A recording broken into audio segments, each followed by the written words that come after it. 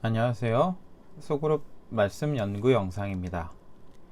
오늘 저녁은 함께 소그룹 교재 6장 나사렛 예수는 누구이며 어떻게 사셨나요를 살펴보겠습니다. 제목에서부터 볼 수 있다시피 오늘 내용은 예수님에 관한 이야기입니다. 그러나 특별히 예수님의 인성, 즉 인간의 모습으로 이 땅에 오신 예수님에 대해 알아보려고 합니다. 예수님에 대해선 사실 잠깐의 시간으로는 모든 것을 다 설명할 수 없습니다.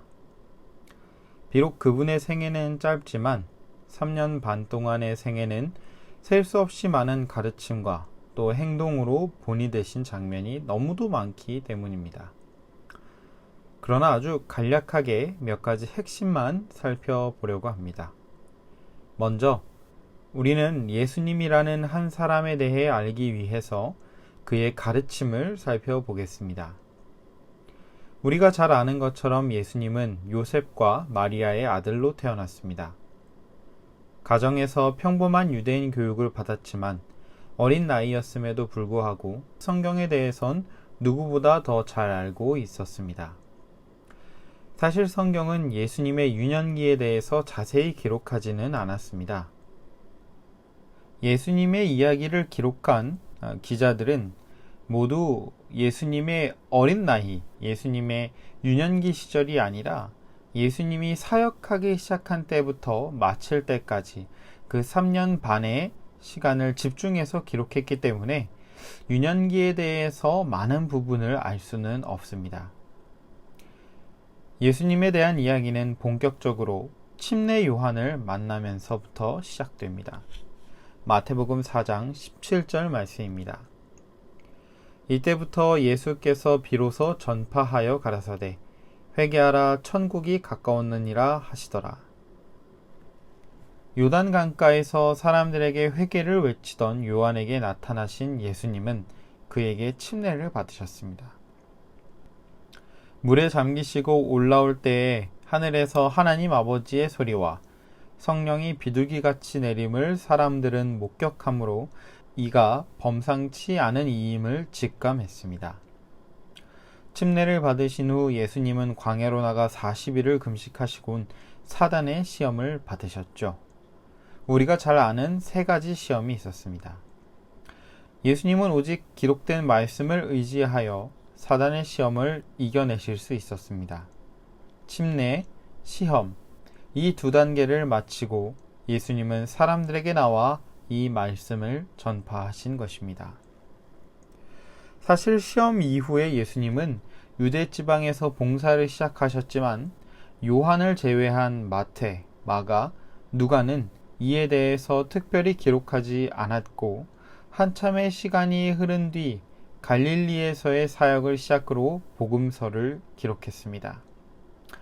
어쨌든 기록으로 남은 예수님의 사역의 시작은 회개하라 천국이 가까웠느니라 라는 말씀의 선포였습니다.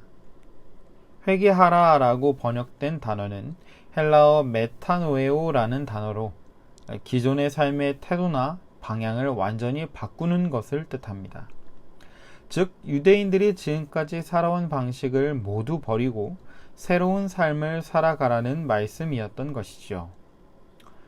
당시 살고 있던 유대인들의 삶이 변화되어야 할 필요가 무엇이었을까요? 사복음서에 기록된 당시 유대인들에게 전하신 예수님의 말씀을 살펴보면 어느 정도는 그들의 생활 방식, 신앙의 모습 등을 찾아볼 수 있습니다. 우선 주로 등장하는 바리새인 랍비들을 보면 그들의 신앙이 아주 외적으로 보이는 것에 집중했다는 것을 볼 수 있습니다. 하나님의 율법에 성실히 순종하는 것을 대중들에게 보임으로 자신의 믿음의 수준을 드러내는 것이 대중화되어 있던 시대라는 것이지요.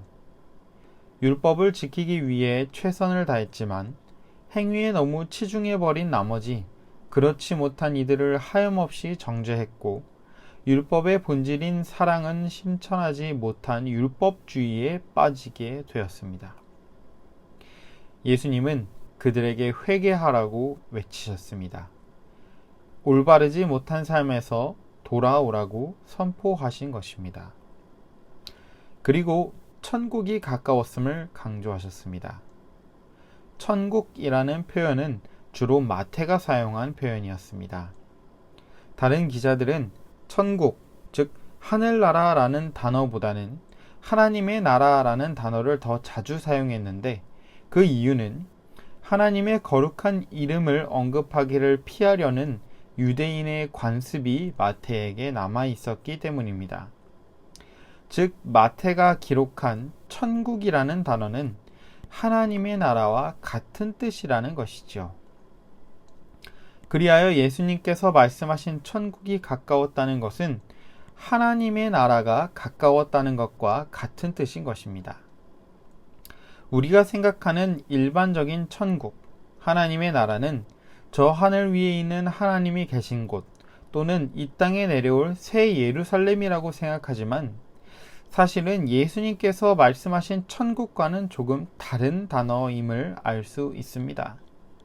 왜냐하면 예수님은 분명 천국이 가까웠다고 하셨는데 이미 그 말씀을 하신 지 2000년이 지난 지금까지도 천국이 하늘에서 내려오지 않았기 때문입니다. 그렇다면 천국은 무엇인가? 재림교회 성경주석은 이렇게 주석했습니다. 천국은 예수의 초림 때 수립되었다. 예수가 왕이었으며 그를 믿는 자들이 백성이 되었다. 그 나라의 영토는 백성들의 마음과 삶이었다. 예수가 증거한 기별은 하나님의 은혜의 왕국을 가리킨 것이 분명하다. 그러나 예수가 친히 분명하게 밝혔듯이 이 은혜의 왕국은 영광의 왕국을 예비하기 위한 것이었다. 주석을 통해서 볼 수 있듯 예수님께서 말씀하신 천국은 이 땅에 메시아가 오셨고 왕께서 그의 백성인 믿는 자들의 마음에 삶에 왕국을 세우는 것이었습니다. 예수께서 그들의 왕이 되시는 것이지요. 이런 표현은 신약 성경 여기저기서 많이 찾을 수 있습니다.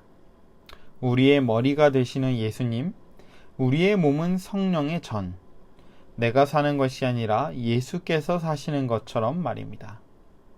하나님의 왕국은 우리가 예수를 메시아로 인정하고 그를 내 삶의 구주로 모시는 순간 우리 마음속에 피어나는 것입니다. 그리고 예수님에게 있어서 다음으로 중요한 사업은 제자를 삼는 일이었습니다. 마태복음 4장 18절에서 20절 말씀입니다. 갈릴리 해변에서 다니시다가 두 형제 곧 베드로라 하는 시몬과 그 형제 안드레가 바다에 금을 던지는 것을 보시니 저희는 어부라. 말씀하시되 나를 따라오너라. 내가 너희로 사람을 낚는 어부가 되게 하리라 하시니 저희가 곧 그물을 버려두고 예수를 쫓으니라.